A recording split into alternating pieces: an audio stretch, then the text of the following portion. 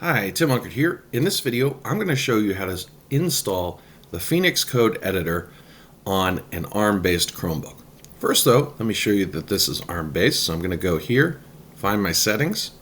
On the left-hand side, I'm going to select About Chrome OS.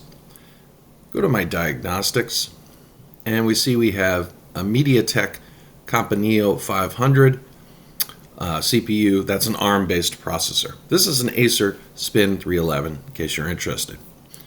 Okay, so I'm going to close this stuff out, and to install the Phoenix Code Editor, it's actually a Chrome app, so you want to have the Play Store enabled. If you don't have that enabled, you can, again, go to your settings, search for Play Store, click on that, and instead of remove, you'll see it'll have something like setup or install there. Typically when you set up a Chromebook, the Play Store is enabled by default. So if you haven't turned that off, it should be on. So we have this Play Store icon here. I'm going to click on that, and if I search for Phoenix here, a bunch of stuff comes up. So it's actually kind of hard to find. So I can try and refine the search with Phoenix Code, and still it's kind of hard to find. It is here. You'll see this icon for it here.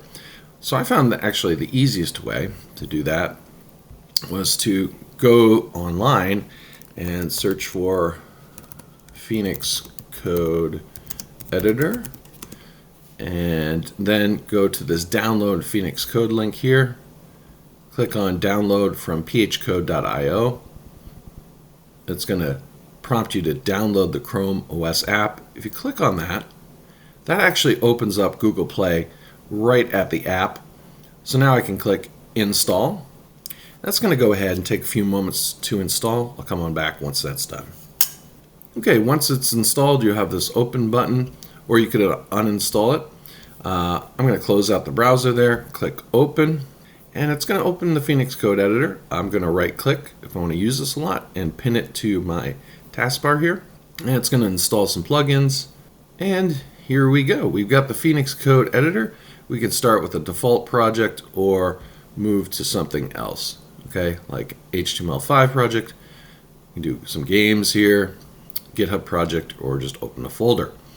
So that's pretty much it to installing the Phoenix Code Editor on a Chromebook. This was an ARM-based Chromebook.